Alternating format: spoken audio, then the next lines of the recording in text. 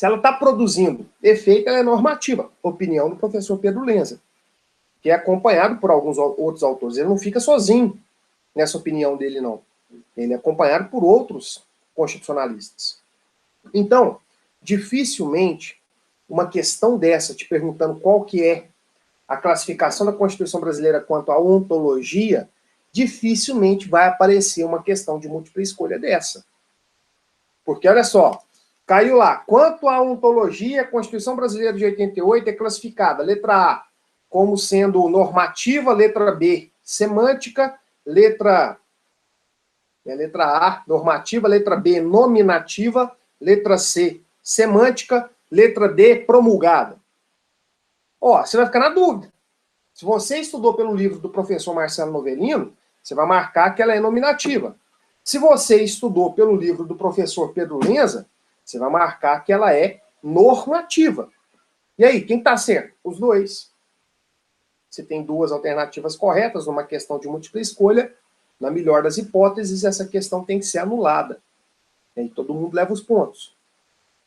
Então, dificilmente isso vai aparecer numa questão de múltipla escolha. Pode aparecer numa questão dissertativa para que você possa explicar. Ô, gente, e o cuidado, deixa eu fazer um parênteses aqui, que questão dissertativa, nós vamos ter a oportunidade de trabalhar com algumas questões mais elaboradas, e a questão dissertativa é o seguinte, muito provavelmente ela vai te perguntar um assunto que tem pelo menos duas correntes doutrinárias conflitantes. Tem assuntos que a gente tem 3, 4 correntes doutrinárias. Então, pelo menos duas correntes doutrinárias vão aparecer nessa questão dissertativa. E aí, como que você tem que responder? Você tem que apresentar as duas. Olha, alguns autores entendem que a Constituição brasileira de 88 classifica-se quanto à ontologia como sendo... Ah, e outra coisa, resposta completinha. Lembra lá das aulas de português? Aula de interpretação de texto. Você copiava quase que a pergunta inteira para poder fazer a resposta. É assim também. No seu concurso, principalmente de segunda etapa, o examinador... A gente... É muito raro, mas via de regra, concurso para delegado da Polícia Federal, para promotor de justiça, para juiz de direito, não tem prova de português. Então, o examinador, ele vai avaliar o seu português nas questões dissertativas. Ele vai saber se você escreve bem, porque qualquer uma dessas atividades, dessas funções, o juiz vai ter que proferir sentença, o promotor vai ter que fazer parecer, o delegado vai ter que fazer conclusão, vai ter que fazer relatório de investigação, conclusão de inquérito policial. Então, você vai ter que escrever, já cansei de falar isso com vocês. O profissional de direito possui duas ferramentas, escrita e fala. Então, resposta completinha. Segundo alguns autores, se você lembrar o nome de alguns autores para citar, ótimo. Então, segundo alguns autores, a exemplo do professor Pedro Lenza, a classificação da Constituição brasileira de 88 quanto à ontologia é normativa, porque a Constituição, desde a sua promulgação, produz vários efeitos, principalmente no que tange aos direitos e garantias fundamentais. Beleza, pode citar até algum exemplo, falar só, olha, a exemplo do mandado de segurança, do mandado de injunção, beleza. Porém, outros autores defendem, a exemplo do professor Marcelo Novellino, que a Constituição de 88, quanto à ontologia, classifica-se como sendo nominativa. Porque, embora produza efeito em relação a algumas de suas normas, não consegue implementar todos os direitos sociais que foram nela previstos. Um bom exemplo é o artigo 7º, inciso 4 da Constituição, que disciplina o salário mínimo. Beleza, então você já explicou que existem duas classificações diferentes. Tem autores que entendem que é normativa, tem autores que entendem que é nominativa. Respondeu a questão? Tirou total? Não. Além de falar das duas correntes doutrinárias, você tem que se posicionar. Tá, beleza. O examinador sabe que existe a corrente A e que existe a corrente B. Mas e aí, qual que é a certa? Gente, o problema do concurso é esse. O problema do concurso é que, por melhor que seja o seu argumento sobre a teoria A ou sobre a teoria B, por melhor que ele seja, você tem que se posicionar de acordo com a banca examinadora que está te examinando. Então, por mais que seja sedutor esse discurso de que a Constituição Brasileira de 88 é nominativa quanto à ontologia, se o seu examinador entende que ela é normativa, você vai ter que escrever lá, vai ter que defender que ela é normativa. Ah, mas eu acho errado isso, eu também acho errado. Mas se você quer passar num concurso, você tem que pensar de acordo com a banca examinadora. Não tem jeito de você fazer um concurso para o Ministério Público com dosinha do réu, de falar assim, ah, não, tem que aplicar aqui a corrente doutrinária que vai mais beneficiar o réu. Peraí, você vai acusar esse cara, né? O titular da ação penal é o Ministério Público, o titular da ação penal pública é o Ministério Público, você vai acusar o réu. Então o posicionamento tem que ser contra o réu.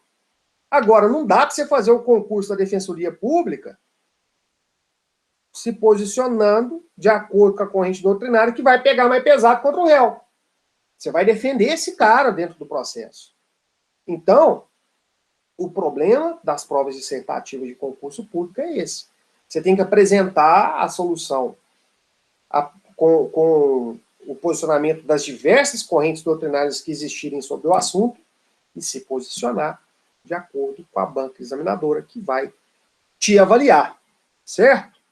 Então, por isso que é tão fácil passar no concurso aí para começar a ganhar 20 mil reais de salário inicial. Né? Por isso que é tão fácil. Por isso que vários concursos, né, exemplo do Ministério Público, da magistratura, tem aí 20 vagas. Aí, no final das contas, passam 17. 17 aprovados. Ah, mas não eram 20 vagas? É, porque só 17 conseguiram passar. Tinha não sei quantos mil inscritos, e desse tanto de 1.000 inscritos, 17 passaram para 20 vagas. É comum, é muito comum. Esses concursos mais difíceis, é muito comum sobrarem vagas. E aí a vantagem é a seguinte, você está concorrendo contra você mesmo. A partir do momento que você tem ali uma disciplina de estudo e de conhecimento, uma bagagem de conhecimento, vai chegar um ponto que você vai conseguir passar. Ó, então, beleza. Nós temos duas formas de classificar a Constituição quanto à ontologia, normativa ou nominativa, e ainda existe uma terceira forma de classificação, que é a Constituição semântica. Ó, vem cá, entende comigo uma coisa aqui. A Constituição normativa é aquela Constituição ótima. É aquela Constituição dos Estados Unidos. Aquilo que está escrito lá na Constituição reflete a realidade das pessoas daquele país. Beleza. Né? Existe uma correspondência. Você lê aquilo ali e você não tem vontade de mudar para aquele país, porque você já está naquele país. Ótimo.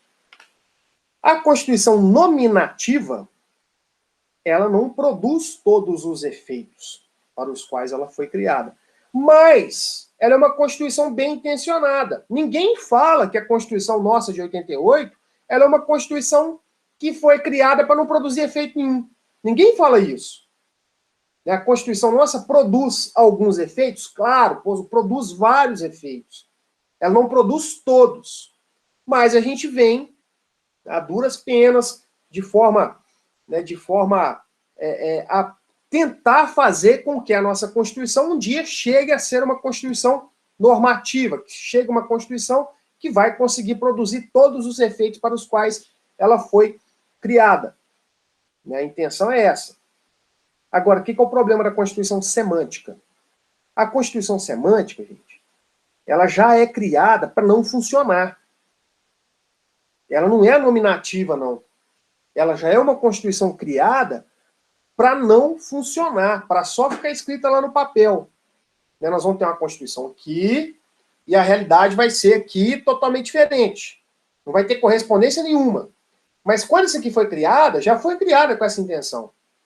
Então, vamos conceituar aqui a Constituição semântica, para depois eu exemplificar para vocês. Vamos lá, Constituição semântica.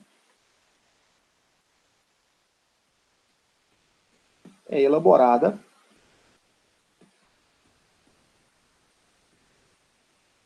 para não corresponder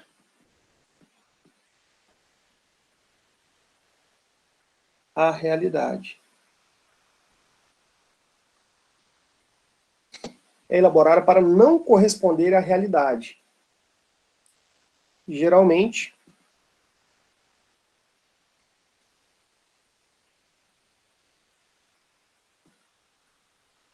a constituição semântica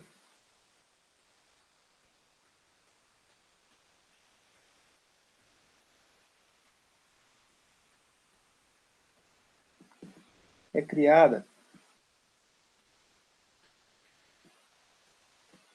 para viabilizar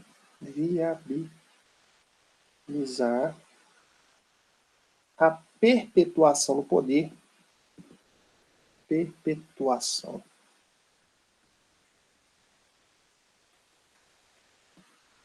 no poder, de um determinado grupo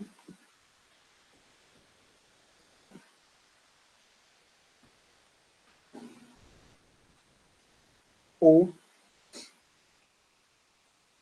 então, geralmente, a constituição semântica é criada para viabilizar a perpetuação no poder de um determinado grupo ou de um governante. Ó, então, o que é a diferença da constituição semântica para a constituição nominativa? A constituição semântica e nominativa, elas não guardam total. Ambas, né, elas têm uma semelhança. Ambas não guardam total correspondência com a realidade. Mas a nominativa ainda produz algum efeito. E a nominativa é criada para que algum dia consiga se tornar normativa. Entende isso? A Constituição nominativa caminha para um dia se tornar uma Constituição normativa. Nós temos que pensar positivo e falar assim, olha, a Constituição nossa, de 88, vai chegar um dia em que o salário mínimo vai ser possível de arcar com os gastos da pessoa que recebeu o salário mínimo e da família dele, com educação, com saúde, com lazer, com previdência social, com transporte, com tudo isso. Vai chegar um dia que nós vamos vivenciar isso. Nós talvez não, né? Mas talvez os nossos bisnetos vivenciem isso. Então, olha, o que a gente tem que entender é o seguinte, a Constituição nominativa caminha para um dia se tornar normativa. E isso é uma evolução possível de acontecer. Agora, a semântica não. A Constituição semântica não serve para nada. A semântica nunca será nominativa. A semântica já é feita para dar errado. Ó, vamos criar uma porcaria da Constituição para não ser aplicada. João Vitor, muitos, existem, a maioria dos autores, a maioria da doutrina, vai classificar a Constituição de 37, que é uma Constituição, talvez uma das mais autocráticas que a gente teve durante o nosso histórico de constituições. Vários autores vão classificar a Constituição de 37, tinha um apelido de Constituição Polaca, para se ter uma ideia, foi uma Constituição elaborada com base na Constituição polonesa, né, de 37, então a Constituição polonesa que antecedeu a Segunda Guerra Mundial. E foi a Constituição que estabeleceu o Estado Novo, né, um período de ditadura, cujo o presidente era Getúlio Vargas. Então nós podemos classificar, sim, a maioria da doutrina constitucionalista classifica a Constituição de 37 como sendo uma Constituição semântica. Mas aqui existe um exemplo ainda melhor de Constituição semântica. No último período de ditadura que nós vivemos, foi a partir do golpe de 1964. O golpe militar de 64. E aí nós tivemos uma Constituição de 1967, que poderia até ser classificada, na melhor das hipóteses, como uma Constituição nominativa, né, se a gente forçar um pouquinho a barra, mas em 1969, e existe uma discussão se era Constituição ou se era apenas uma emenda constitucional, houve uma mudança na ordem constitucional e quem considera essa Constituição de 69 uma verdadeira Constituição, classifica ela como uma Constituição semântica. Ó, os militares que estavam no poder governavam com base em atos institucionais. E aí cria-se, no meio desse governo, uma Constituição nova. Olha que coisa bacana. A Constituição não é que dita as regras do Estado, não é ela que organiza política e principalmente juridicamente o Estado. E aí o Estado vinha sendo governado ao alvedrio da Constituição de 67 por atos institucionais. E aí olha que bacana, no meio do governo, no meio da ditadura militar, cria-se uma nova Constituição e continua-se a governar com base em atos institucionais. Então já foi uma Constituição criada de 69, e se vocês pegarem o texto da Constituição de 69 e ler, vou mostrar isso aqui para vocês.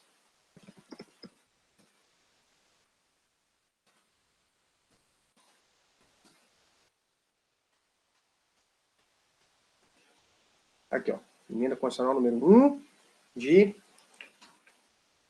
outubro de 1969.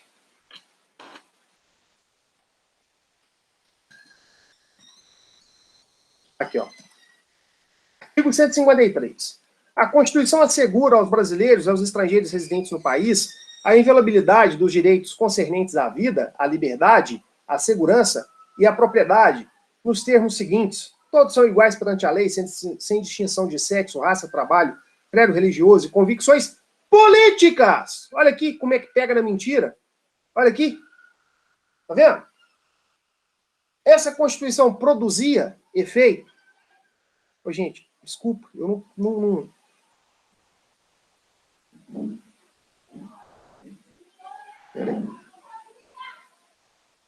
Aqui, ó. Artigo 153, parágrafo 1º da Constituição de 1969. Ó, então como que no meio de um governo ditatorial, como se cria uma nova Constituição boa? Olha o que estava escrito nela. Todos são iguais perante a lei, sem distinção de sexo, raça, trabalho, credo religioso e convicções políticas. Tá vendo? Então, já foi uma Constituição criada desde o início para não produzir efeito nenhum. A diferença da semântica para a nominativa é essa. A nominativa, ela é criada para um dia se tornar normativa. Né? Vamos para cima. Vamos que vamos. Essa é a intenção. Né? O melhor mundo possível é uma Constituição que seja normativa. Mas, se ela não for normativa, que seja, então, nominativa, porque a nossa, na opinião de alguns autores constitucionalistas, ela caminha dia após dia para poder se tornar uma Constituição normativa. Agora, a semântica não. A semântica ela já é criada para não produzir efeito. Para falar assim, ó, vamos criar uma Constituição, sei lá para quê. É para falar assim, ah, não, nós temos uma Constituição bonita, uma Constituição bacana e tal, mas ela não vai produzir efeito nenhum. E a intenção dela não é produzir efeito. Beleza? Então, essa é a diferença entre a Constituição semântica da Constituição nominativa. Beleza? Bom, aqui tem uma outra classificação, e a gente já vai caminhando para o final. A classificação mais simples, né, a classificação quanto à finalidade, quanto à função ou quanto à estrutura da Constituição. Olha que nome bonito.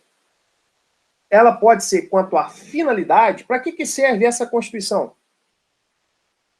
Ela pode ser uma Constituição garantia, também chamada de Constituição quadro, também chamada de Constituição orgânica. O que essa Constituição faz? Prevê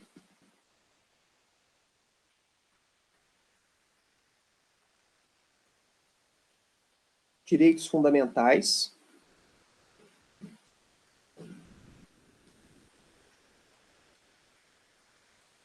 de primeira geração. Lembra dos direitos fundamentais de primeira geração ou primeira dimensão, quando você como preferir? Então, ela prevê esses direitos. Liberdades individuais, direitos negativos que impõem ao Estado uma limitação ao seu poder de agir. Então, essa Constituição Garantia, ela faz isso, ela garante a liberdade do indivíduo. Então, prevê direitos e garantias fundamentais e normas estruturais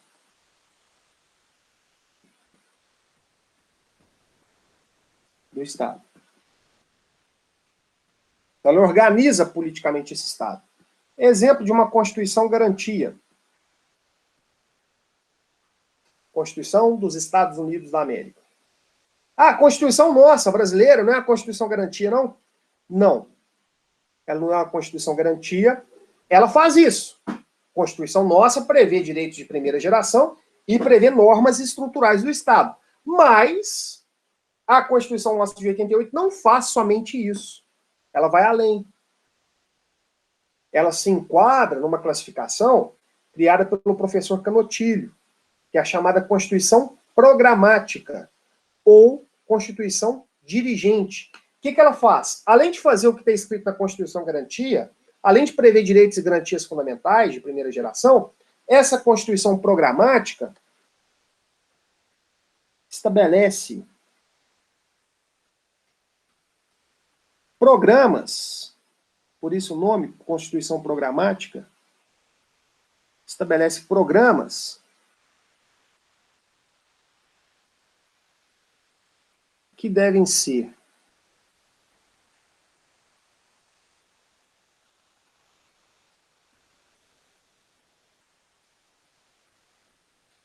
implementados por toda a administração pública.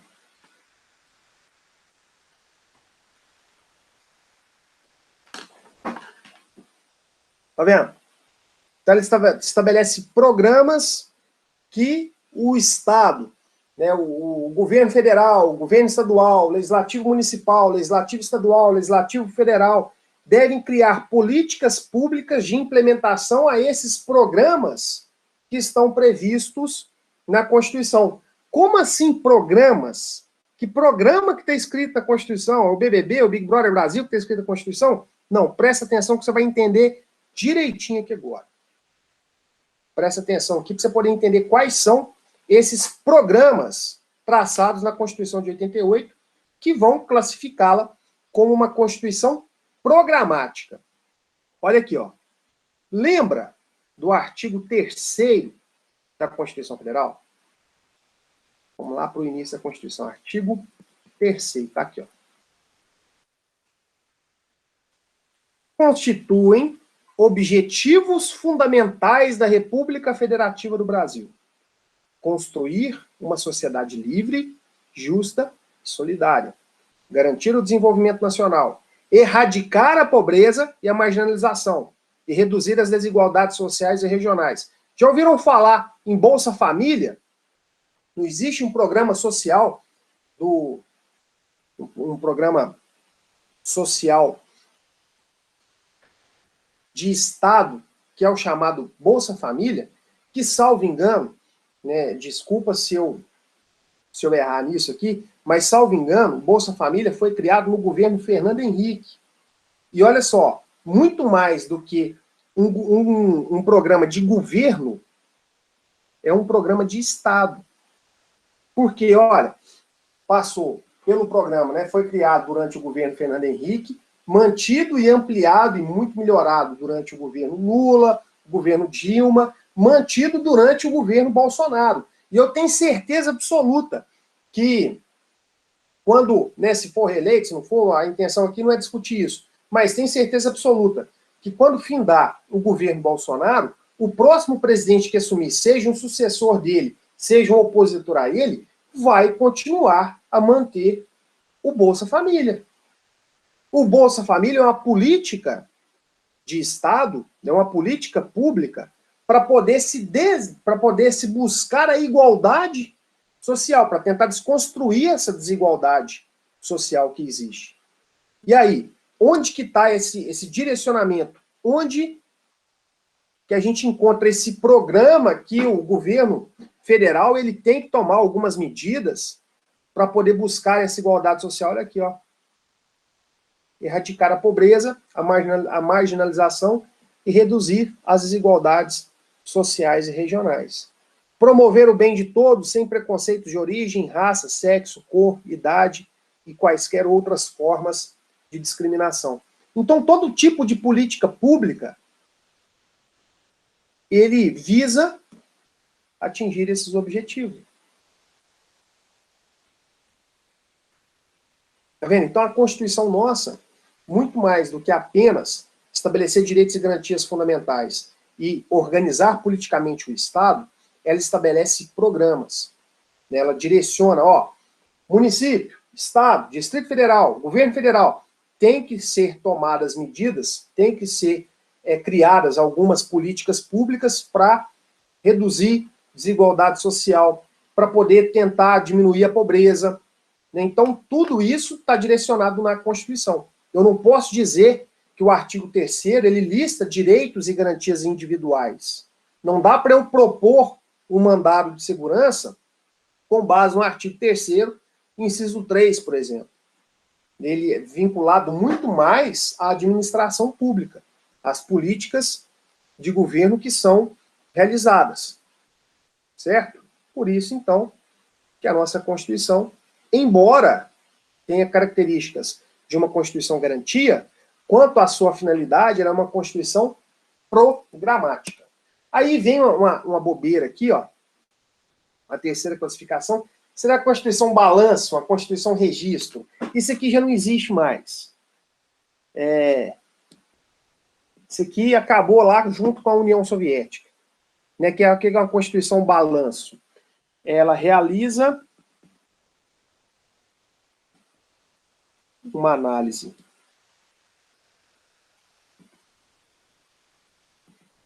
histórica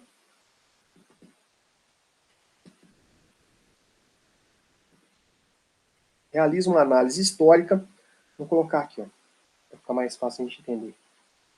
Por isso o nome balanço. Ela faz um balanço, ela faz um balanço da empresa. Vamos ver o que essa empresa está devendo, o que essa empresa está faturando. Então, realiza uma análise histórica de tempos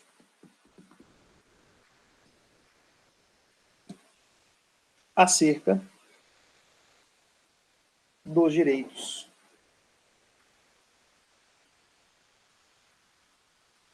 sociais conquistados.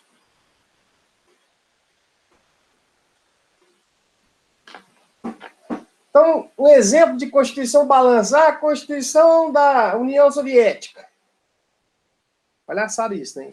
Só para cair em concurso e derrubar a gente.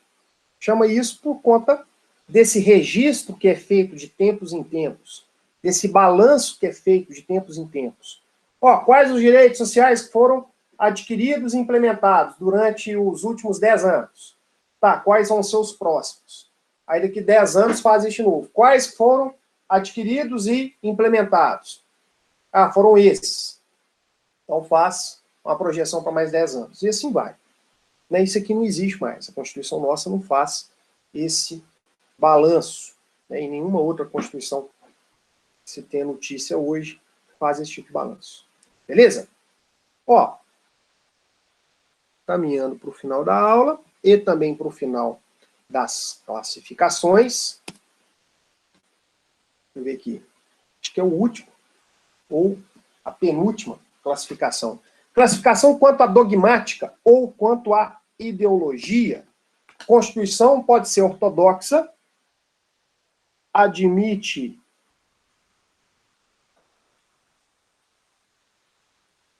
uma única, fica pleonasmo, né? Admite uma só ideologia.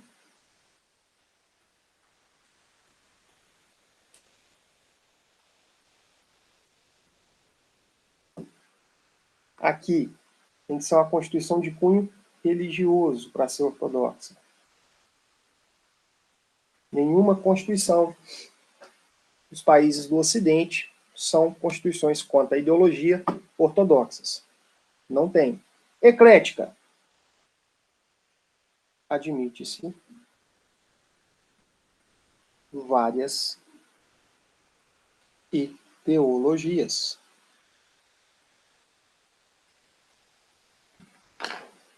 Então, ela pode ser quanto à ideologia ortodoxa ou eclética. A Constituição Federal de 88 permite que a pessoa seja até atleticana. Você tem uma ideia do quanto que ela é eclética. Ela não proíbe do sujeito ser atleticano. Então, tá aí, o melhor exemplo possível de uma Constituição que é, quanto à ideologia, uma Constituição eclética. Admite várias ideologias, até do sujeito ser atleticano. Então, tá a maior prova. A maior prova disso. Aqui, ó. Essa aqui é a última, né? Isso. Essa aqui é a última. Classificação quanto à sistemática. Codificada e não codificada. Codificada. Suas normas estão reunidas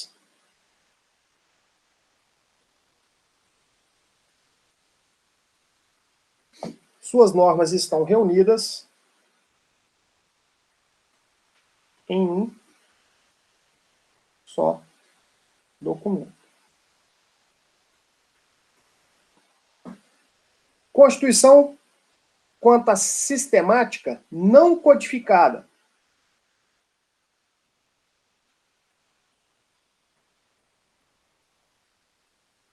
Suas normas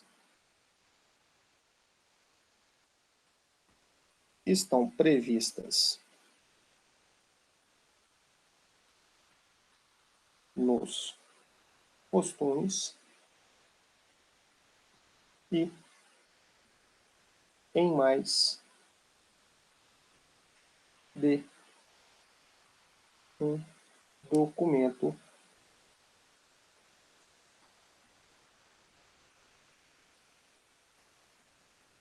normativo. Então, olha, as constituições codificadas serão também constituições escritas e constituições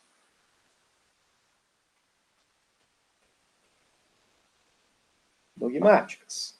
Constituição não codificada, lógico, ela vai ser não escrita e ela vai ser consuetudinária.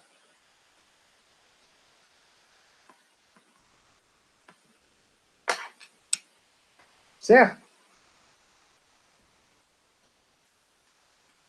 Então, essa é a última das 10 classificações quanto à sistemática. Vai dar tempo aqui da gente fazer a penúltima aula, a penúltima parte da aula, que é classificar a Constituição de 88 nessas 10 classificações. Beleza? Então, eu vou aproveitar aqui 6 minutinhos que faltam para a gente terminar a aula, para a gente poder fazer a classificação da Constituição de 88. Vamos lá. Então, o que eu fiz aqui? Ó? Eu listei as 10 classificações, né, e aí a gente tem a opção aqui de classificar, dentre as possíveis classificações, a Constituição nossa de 88.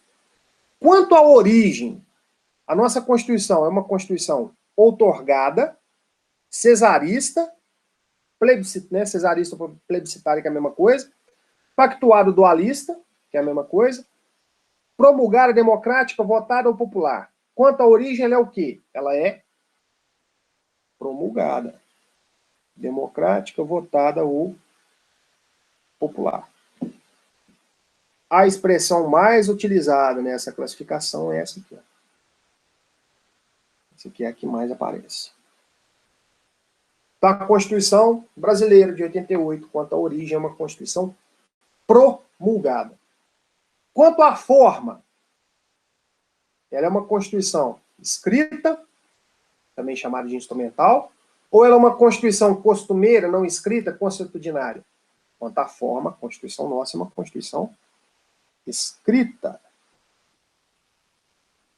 A nomenclatura também mais utilizada é essa aqui. Constituição de 88, óbvio, lógico, ela é uma Constituição escrita.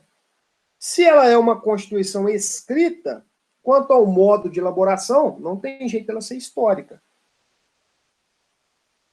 A Constituição, para ser histórica, quanto à forma, ela tem que ser consuetudinária. Então, a nossa Constituição, quanto ao modo de elaboração, é uma Constituição dogmática. Quanto ao conteúdo, lembra lá da Constituição nossa que fala do Colégio Pedro II, que o juiz tem que morar na comarca? Ela é cheia das 9 horas. Quanto ao conteúdo, a nossa Constituição é uma Constituição formal. Classificação quanto à estabilidade, aqui nós temos que tomar aquele cuidado.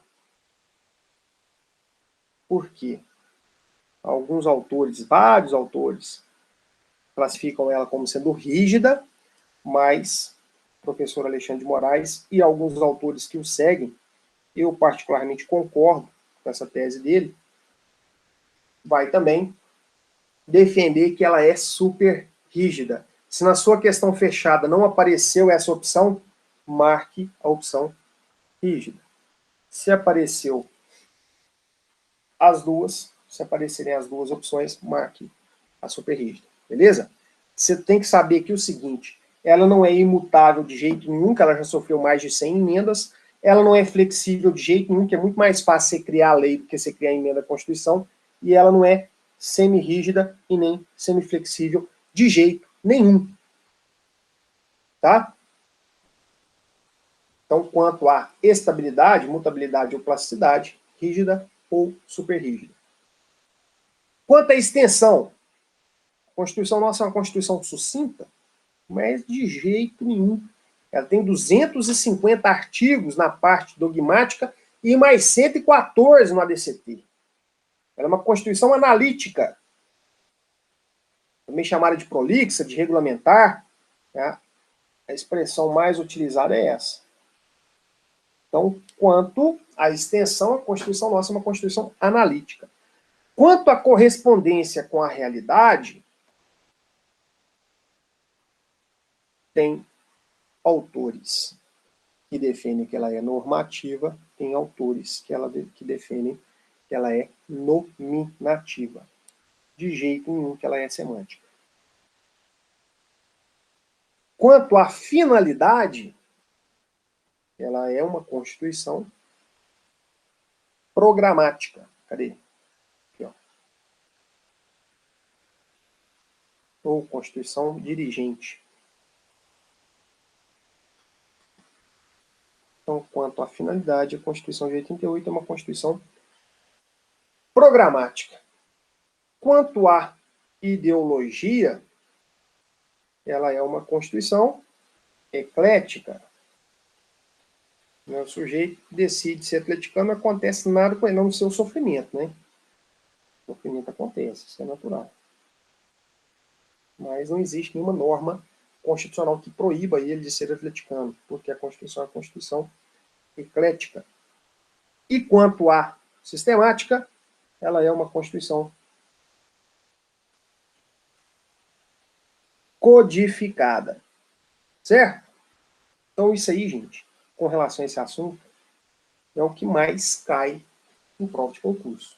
Não vai com a ilusão, porque eu sei que a Constituição dos Estados Unidos é uma Constituição garantia. Não, não, o examinador é muito mais fácil ele te perguntar a Constituição de 88 do que a dos Estados Unidos, sem dúvida nenhuma. Então, essas classificações em relação à Constituição de 88, é importante você saber, e é importante também aqui, ó, em relação à ontologia e em relação à estabilidade, né, que existe aí uma discussão na doutrina, certo? Essas duas classificações têm uma discussão aí na doutrina. Bom, deixa eu fechar aqui.